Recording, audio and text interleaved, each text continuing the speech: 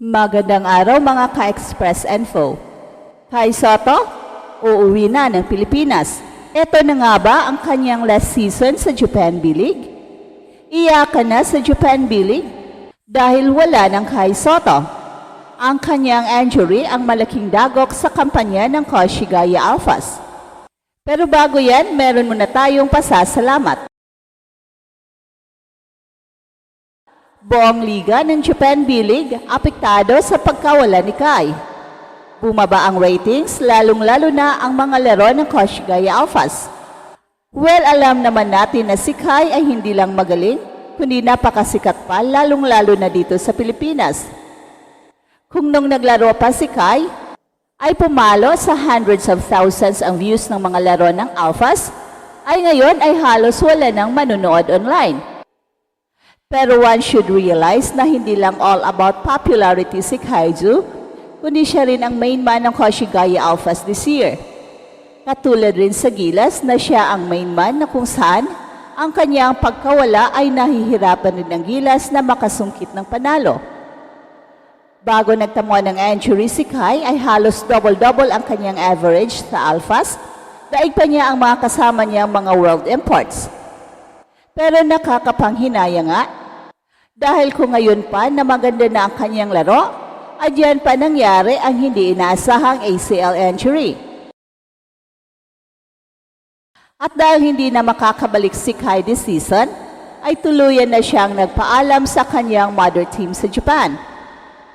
Dumalo si Kai sa isang game ng Alphas at nang akala ng lahat may dalang good news siya, ay ginulat niya ang lahat at pinahiyak ang mga fans nang nagpaalam si Kai at nagpapasalamat sa buong Alphas fans at organization. At dito natin napag-alaman na dito na sa Pilipinas itutuloy ni Kai ang kanyang rehab hanggang makuha niyang muli ang kanyang lakas at makapaglaro muli. Well, yan ang ating himay-mayan ngayon in this video. Pero bago yan ay meron muna tayong pag-giveaway. Hey, hey, hey! Attention mga kapatrol! Get ready for an epic giveaway. Once Express Info hits 150k subscribers, one lucky winner will win the incredible Oppo Reno 11F 5G smartphone. Here's how to join. Step 1. Subscribe to Express Info right now. Step 2. Like this video. Then step 3. Comment anything good and positive about our idol Kai Soto. Super easy.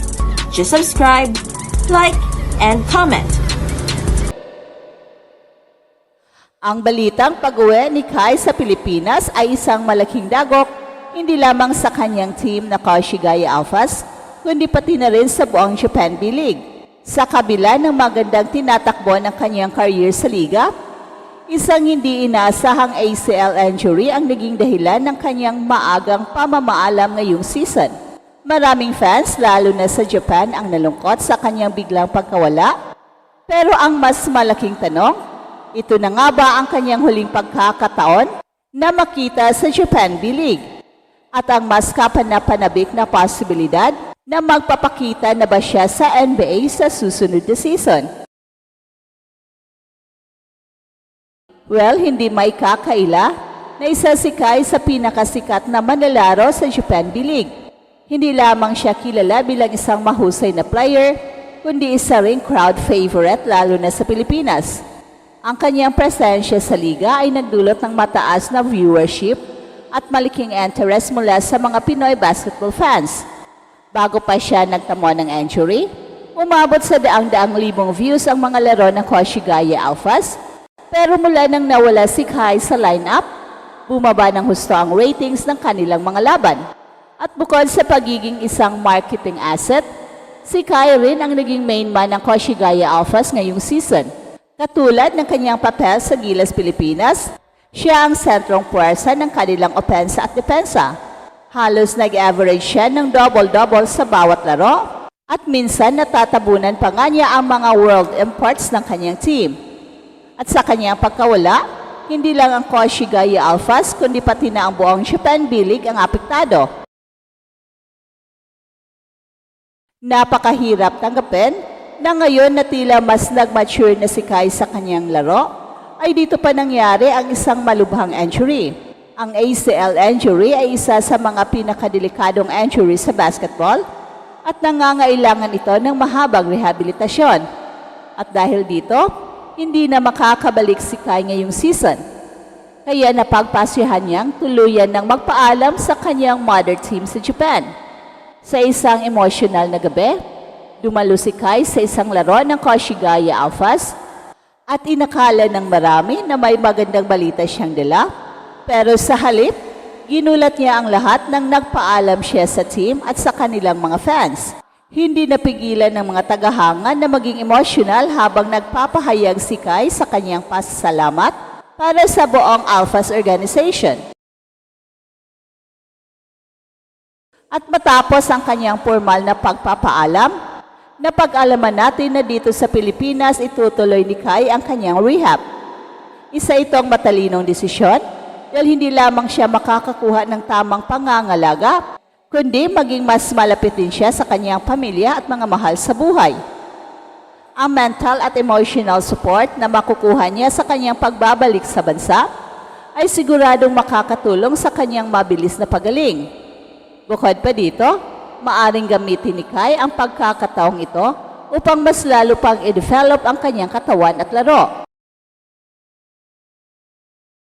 At ang tanong ngayon ay kung pagkatapos ng kanyang rehabilitasyon ay tuluyan na ba siyang lilipad patungong NBA?